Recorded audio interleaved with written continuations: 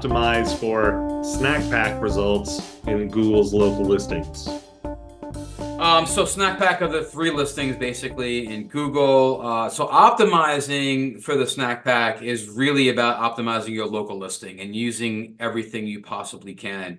I am working on a masterclass that will cover all of these things, but basically you want to do a few basics. One, you want to make sure that your profile is at 100%, that you've completed everything. You've answered every question in Google that they ask on the profile. Make sure you put in when you started, the year you started. Make sure you put in your office hours.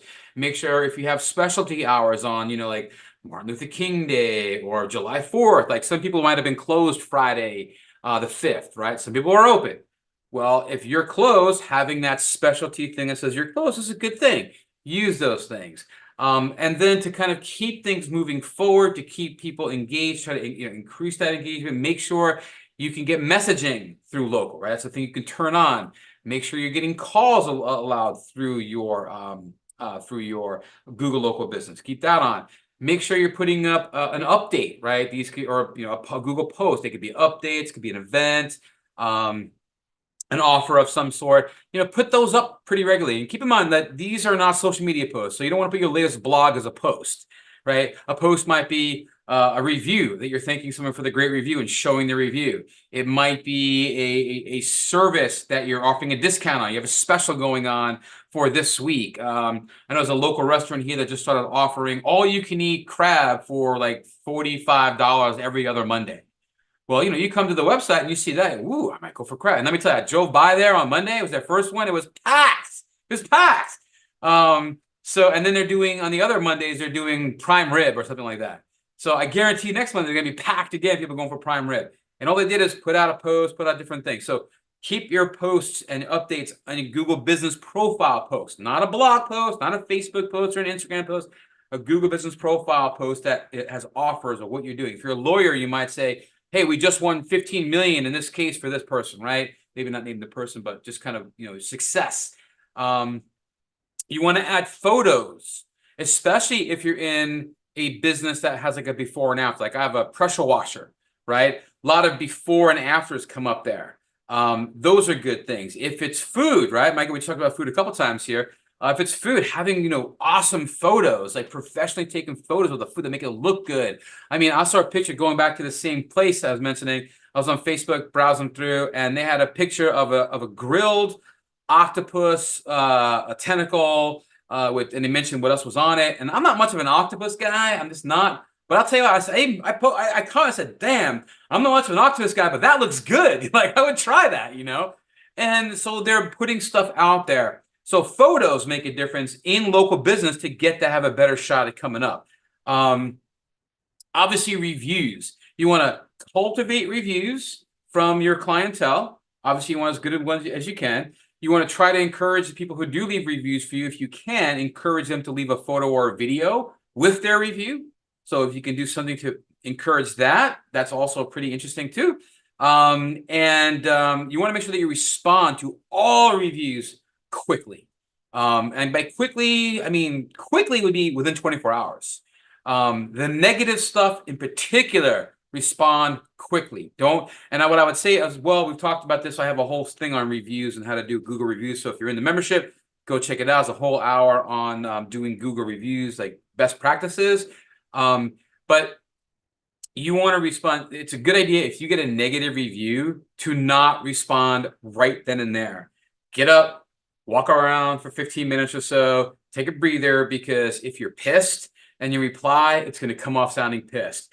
You got to be able to go, you have to sound, you got to write that negative review reply, not to the person you're sending it to, but for all the other people that are going to be reading your reply to that message. Okay. And you want to make sure that you are understanding. You can explain if I've seen things saying, hey, listen, I know, I don't have any, like if you're a plumber and this thing, Joe Schmo says you did this and you did this, and you can say, listen, I'm sorry, Joe, but I don't have any record of you in our systems. If you want to give me a call, I'll try to work it out with you, something like that. You can certainly, be understanding, but be careful with that. So reviews, replying to reviews is also important. Adding those photos is important.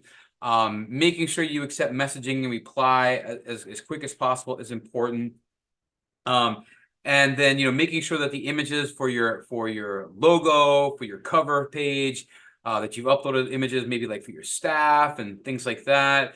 All of those have more engagement from people and can help. You also want to make sure, we just did a webinar yesterday on this, that that whatever page you're dropping people on your website, whether that be your home page or a contact us page, or maybe it's the location page of the specific either facility, like think about McDonald's, how many hundreds or thousands of restaurants they have. Well, each restaurant is going to have their own page on the McDonald's website that's got hours and time and all that stuff. So if you're dropping them on that page, make sure you've got your local structured data on there. Make sure the content on that page talks about the city and the state that you might be in, talks about all the stuff they might want to know about their hours and who's on staff, maybe who's the general manager of that restaurant, if it's a restaurant, who to speak, all of that kind of stuff is going to be really valuable to have. In fact, again, if you're in the membership, we do have an item on local landing pages that convert. That would be a really big one to go check out. It's an hour plus, I think, to talk about what should be on a local landing page, what kind of information you can add, how to make it stand out. Gives you some examples of others like Meineke, and I think we did Home Depot and Chili's and how they do it and what they do. But all of that's going to make a difference. So you got to work local listings, a local business profile, like a social media in essence. Like you got to be in it, you got to be working it, you got to be on top of it. And then you also want to be able to track people clicking from that into your website, so you have a better understanding about how many people are coming from that. And that's using tracking URLs, using UTM parameters. And we're going to have a webinar on that coming up, which came to me from the webinar I finished yesterday. I said, I almost tried to do that also. I was like, oh, this is never going to fit in the hour. Let me move this another time. So we're going to do how to set up UTM parameters to track listings and links coming from your local business to your website, so you have a much better understanding of how it's delivering or what it's delivering bottom line wise to your business. So we'll get into that coming up in the near future.